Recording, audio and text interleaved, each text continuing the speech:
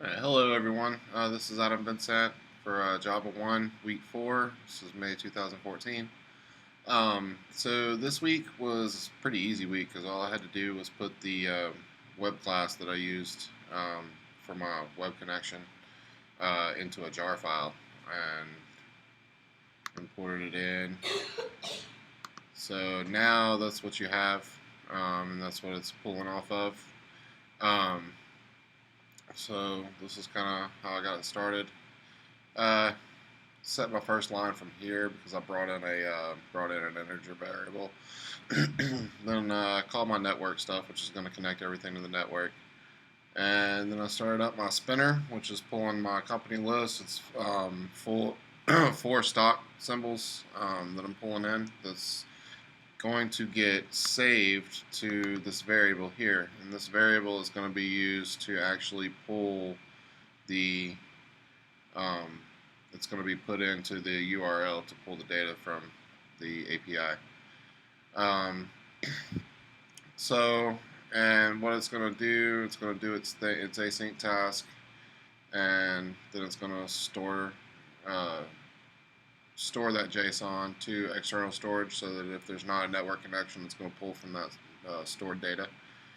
And then this is where it pulls in the JSON, populates the text view. One thing that I would have done differently is have this information pulled into a grid view. Just wasn't, I tried to do it, but it broke, so, and for time purposes, I just didn't do it.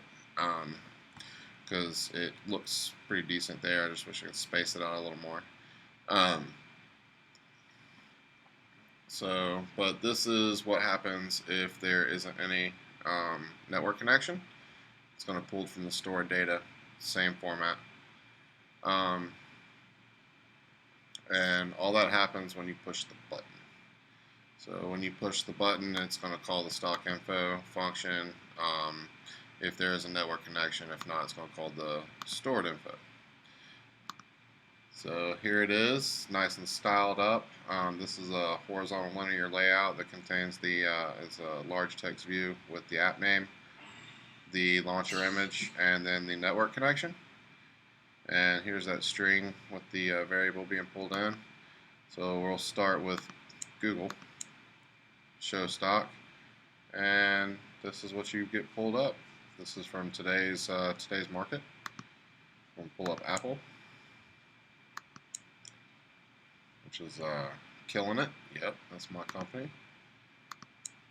Intel, and then Microsoft. So yeah, that's what we got there. So far, I'm really starting to get a better understanding for Java and how it works. I like the language better than Objective-C, but I like designing for iOS better than I like designing for Android. Xcode gives you way more styling ability than any of the Android tools do. So that's kind of my thought about that. Everything this month went pretty smooth, so I was happy with that. Anyway, that's going to be me for the week, or actually for the month, so you guys have a good one.